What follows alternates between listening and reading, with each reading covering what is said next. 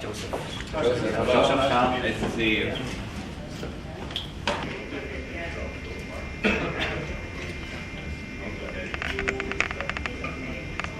Well, I'll answer any questions you have. Yeah. And now you've given me notice that may be one question. So it gives me more time to think of an answer later. But I'll do the formal part first, the presentation.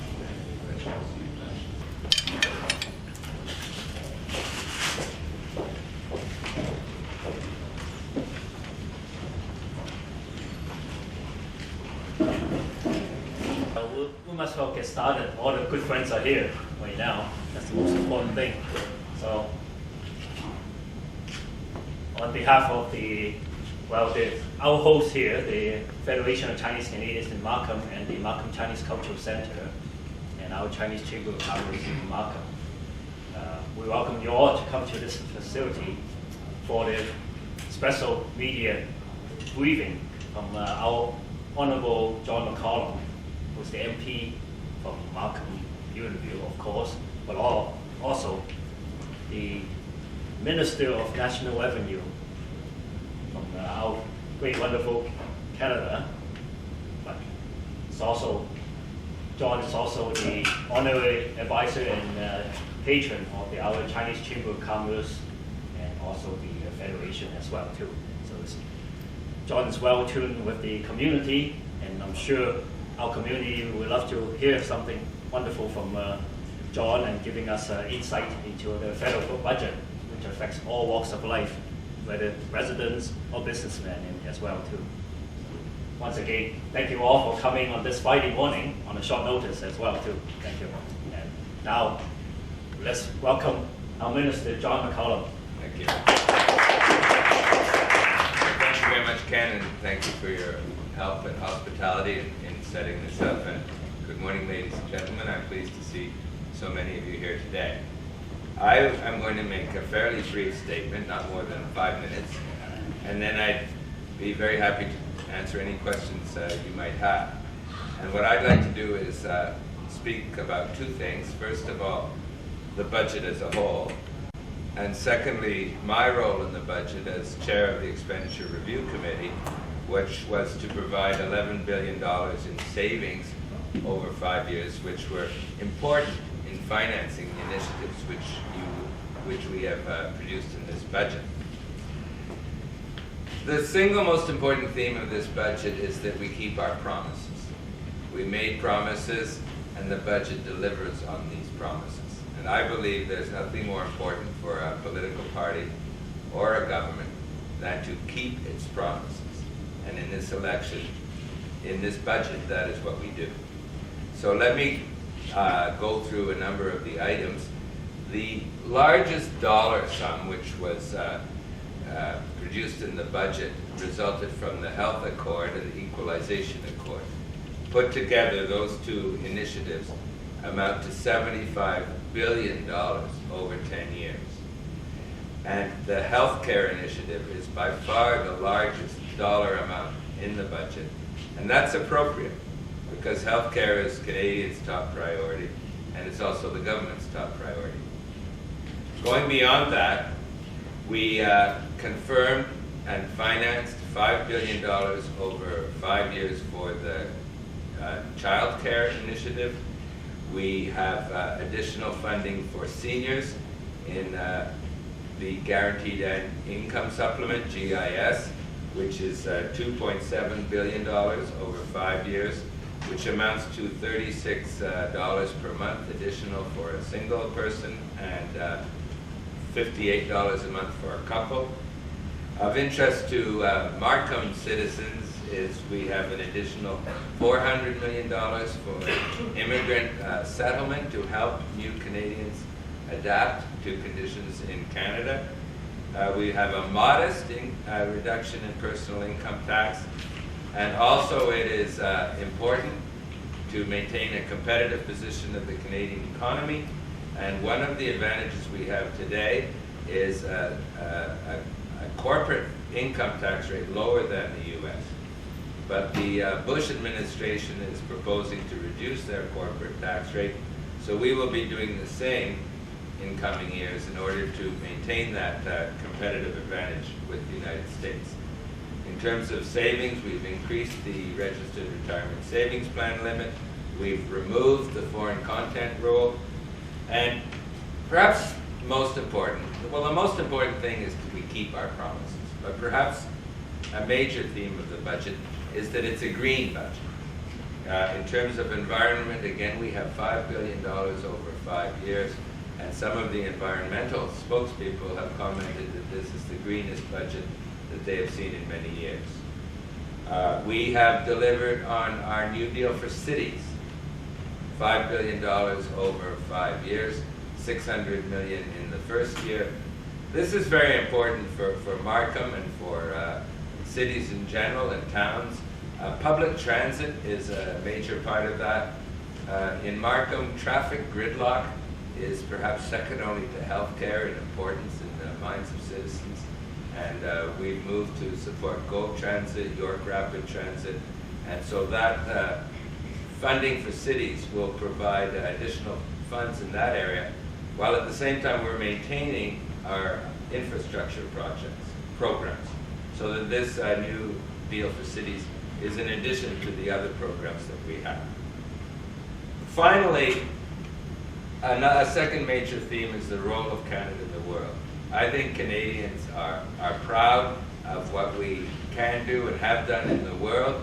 I used to be defense minister, and I went to Afghanistan 3 times. I was very proud of the leadership role that Canadian Forces was taking in the security mission in Kabul.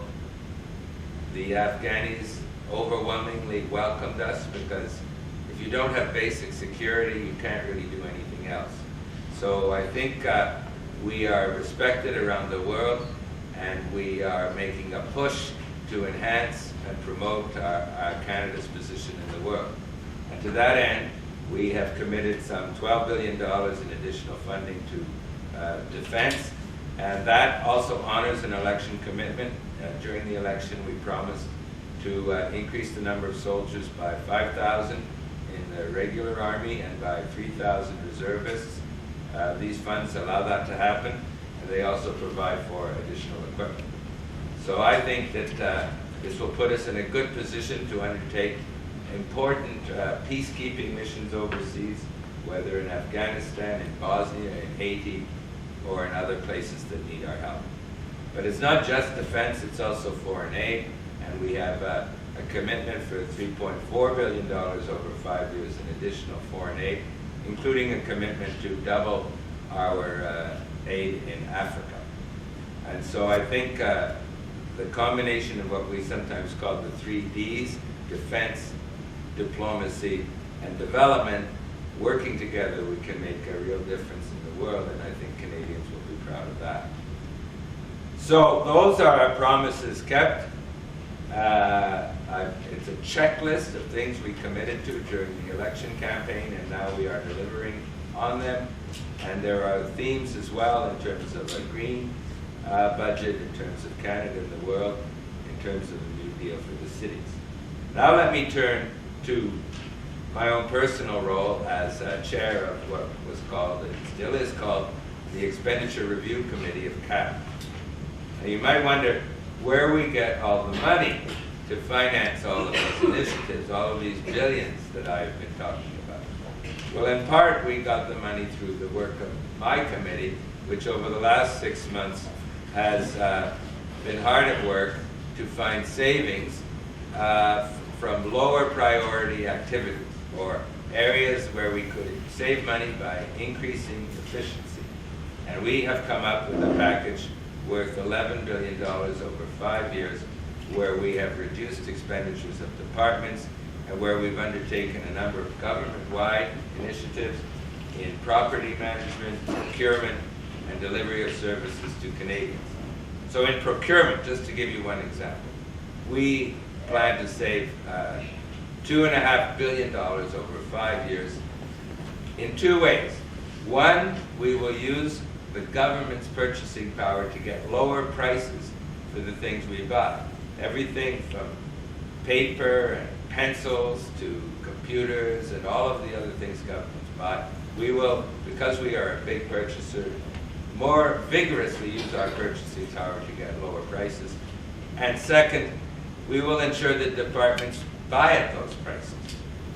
And just those two simple things will save a lot of money. Let me just give you one example on that. Take a computer that you buy in the store for $2,000. Well, if you pay the government price, you might get that same computer for $1,200. And if the government more aggressively negotiates with computer suppliers, the government could get a price of $800. So each and every computer that civil servants buy, we would save $1,200 compared with the shop price and the better government price. And you multiply that by many thousands and all sorts of other goods and services, and you come up with a lot of savings. So when you add up all of these savings, 89% of the $11 billion that we saved came from measures to improve efficiency of government. And only about 10 or 11% came from measures to reduce or eliminate programs.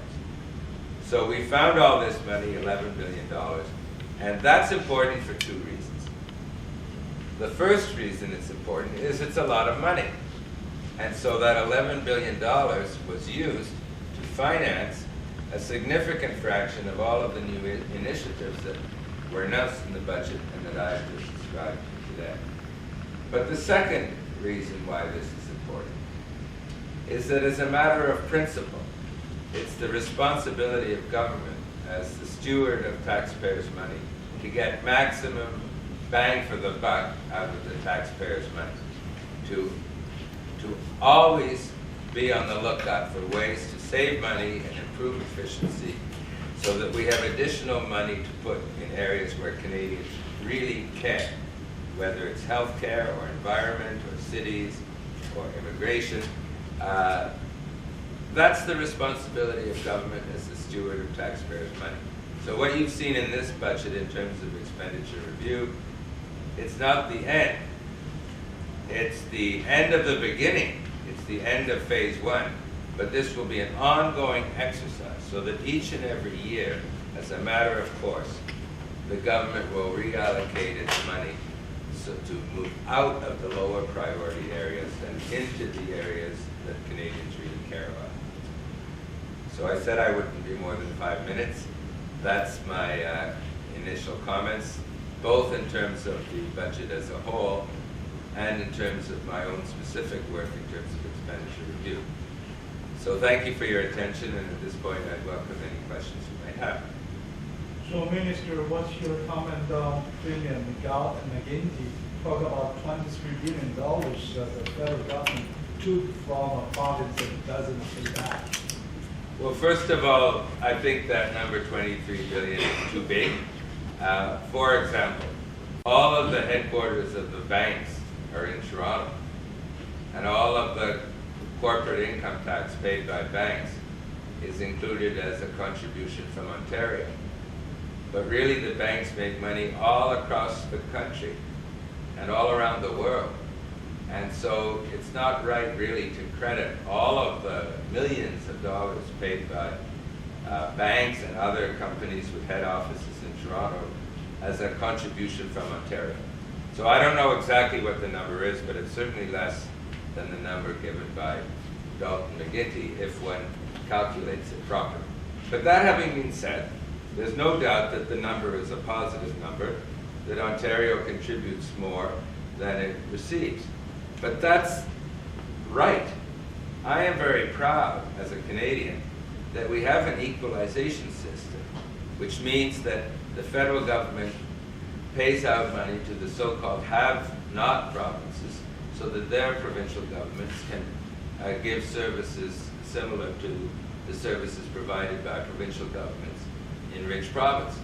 So I am proud as a Canadian that we have this attitude of sharing with the poorer provinces, and Ontario, as one of the two richest provinces, naturally contributes through its taxes to that program, and in order to support the poorer provinces.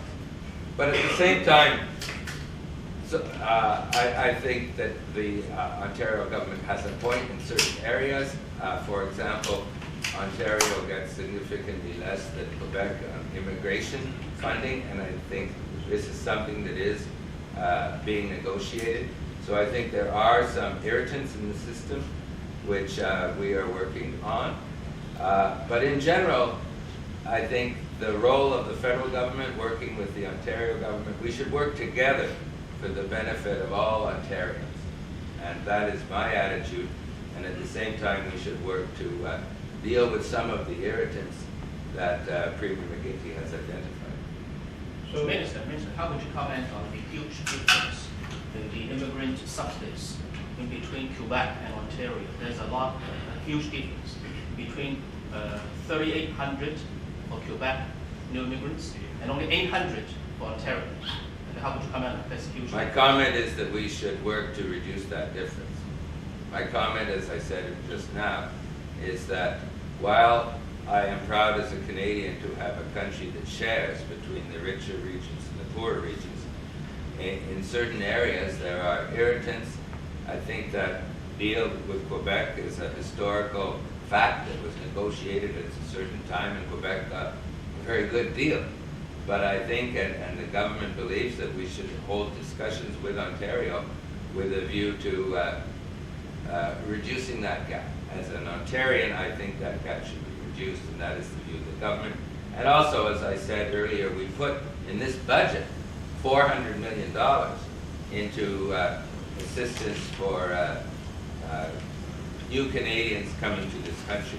And so I would hope that a part of that money would go towards reducing that gap. So another question is, when Minister, you talk about within 6 months, you chair as the Financial Review Committee and find out the $11 billion in saving for the coming 5 years. That's a good job. The taxpayer will appreciate it. But is that fair to say, or implicit, that the government doesn't really spend money responsible in the past? And is that fair?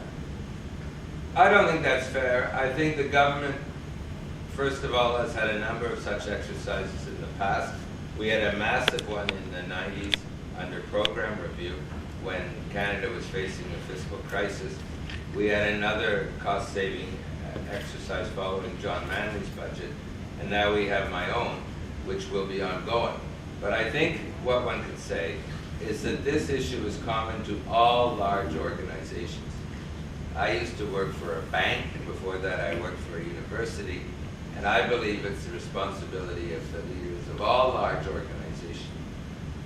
organizations to continuously seek cost savings to improve efficiency. Because if the leaders of those organizations don't act, inefficiencies will build up. There will be vested interests through silos or departments which are no longer delivering the necessary goods, whether it's in a bank or a government, but the individuals in that unit won't want to change things, and it takes the leadership from the top to really be serious about continuously rooting out inefficiencies, spending smarter, adapting to the new environment in the changing world. So if you're a company president, you have to reinvent your company and reallocate resources as markets change and as technology changes. If you're a university, you have to continuously alter your courses and improve them for the sake of the students. And if you're a government, you have to, for the sake of the citizen and the taxpayer, continuously reallocate funding. So it's not something that will happen by itself. Whether it's a company or a university or a government, it requires leadership from the top, and it requires determination and stamina, because you have to do it each and every year. And so what we are talking about is a cultural change, a change in the culture of the federal government. Just as we went from a culture of deficits 10 years ago to a culture of surpluses today, at the same time right now we're going on our second cultural shift, whereby each and every year we will root out these inefficiencies. So I think we made a very good beginning, and I think this is only the beginning, and you will see activity each and every year to become more efficient and to spend smarter and to put the money of the taxpayers where the taxpayers really want that money to go. The follow-up question is that fair to say that Liberals have ruled the federal government for the past 10 years, and Mr. Chrétien was the leader at that time? And is that fair to say that Mr. Chrétien doesn't really, in a good leadership way to cut? No, I don't. Smarter on spending the money, the taxpayers. I don't think that's fair to say. I think we're moving to a second level of attention to this matter. But I think under Mr. Chrétien, and Mr. Martin as finance minister, we had program review in the 90s, which had massive reductions in spending in order to move from a $40 billion deficit to a surplus. So it's not that we haven't done this before. And then following the Manley budget more recently, we had another exercise to find $1 billion in savings, in cost reduction. So we've done it first in the 90s in a massive way under program review, then more recently with the Manley budget, and now this is the third time. But the difference this time is that it's not a one-off exercise. The difference between what we're doing now and the previous government is that we're making this a permanent institution of government so that each and every year we find more efficiencies. So I would say that under Mr. Chrétien, there were two very important exercises that found cost reductions, program review and the Manley budget. But now with this third exercise, the difference is that we're making it a permanent annual event. And what about your department? It seems like you're going to streamline your department. And Toronto Sun have a story just talk about in the future, if the taxpayer want to have any question and they have to make an appointment with the receptionist. Well, my department is making a significant contribution, mainly because it's a big department. Every department was asked to come up with 5% of its budget in savings, and my department did, and the full 5% is being taken. In other departments, less than 5% is being taken. But there are quite a number of departments that are at the 5%. So my department is not out of line with some, but it is one of the leaders in this cost saving. And partly, I, as chair of the expenditure review, have to set a good example. I can't say, well, my department won't offer anything, but everyone else's department has to. And in terms of where the savings are coming in my department, much of it is through improved technology, that instead of manually entering data into the system, we will have technology and a barcode that will do that work.